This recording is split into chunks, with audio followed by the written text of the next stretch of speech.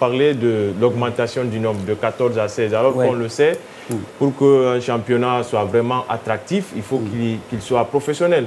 Même si chez nous, ce n'est pas les mêmes réalités qu'ailleurs, mais d'abord, il faut partir du semi-professionnalisme, s'il faut, pour être professionnel d'un seul trait, puisque après tout, c'est l'attractivité. C'est un produit, le championnat. Pour qu'il soit vendable, il faudrait qu'il y ait beaucoup plus de clubs qui sont capables vraiment de mettre cette concurrence. Donc, vous voyez ce côté-là aussi.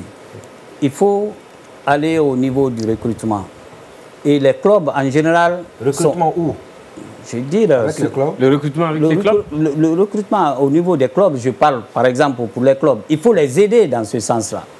Il faut les aider parce qu'au jour d'aujourd'hui, nos clubs sont accrochés souvent à un individu. La subvention ou bien... Non, même pas la subvention. Ce qu'on donne aujourd'hui, ce n'est pas ça qui va faire vivre un club. Cela veut dire que la gouvernance, même dans les clubs, laisse à désirer. C'est ça, je veux dire. On mettra en sorte que ces clubs ne soient pas indépendants d'un seul individu. Parce que ça aussi, c'est très compliqué. Parce que si la personne se fatigue ou il se pose... en tout cas, il peut y avoir un moment où il ne peut pas. Le club, il coule directement. Alors que si vous avez déjà mis un mécanisme en place qui pourra faire que le club soit indépendant, c'est ça qui va aider en fait. Donc il faut que le club change de statut. Qu'il y ait un statut. On fera ça, on fera le statut, on les aidera à mettre en application et tout, parce que c'est ça qui va être intéressant pour eux. Et d'ailleurs, si ces candidats-là, je sais qu'il y a beaucoup qui sont candidats et qui sont en même temps présidents, vous voyez, et ça complique les choses. Mais il faut leur enlever ce manteau-là.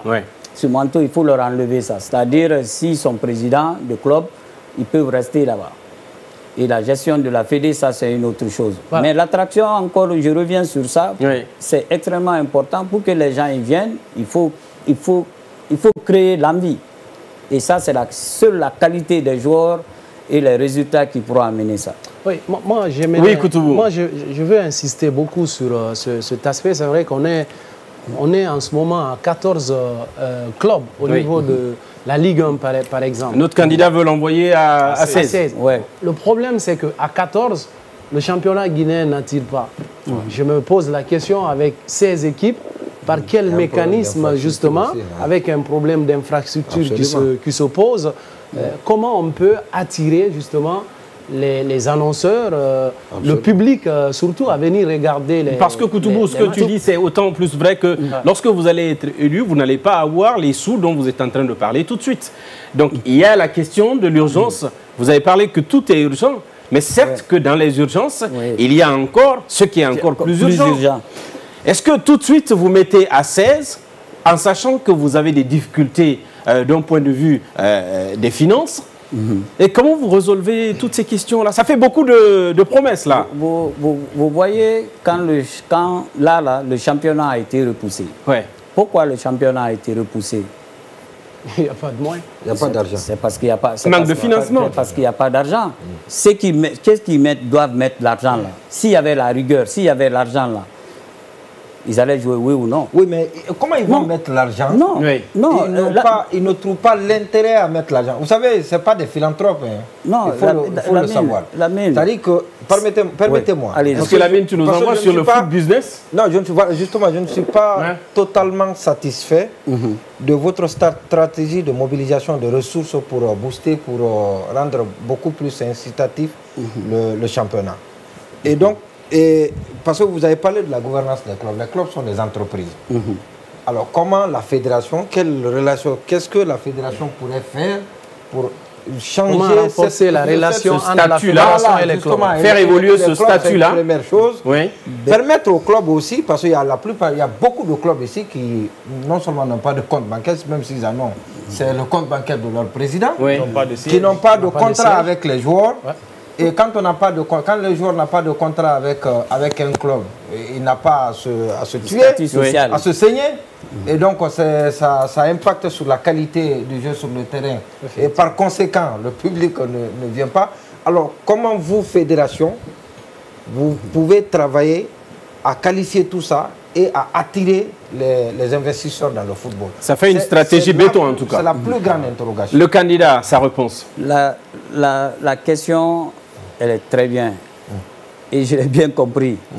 Je vous ai dit tout à l'heure, la Fédé, normalement, doit recevoir de l'argent par un sponsor qui a payé un peu et qui reste encore.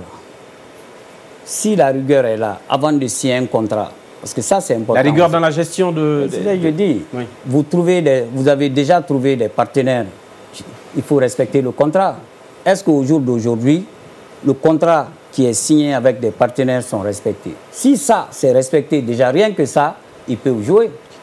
Oui ou non? Ils peuvent jouer. Mais ça, c'est pas respecté. Donc...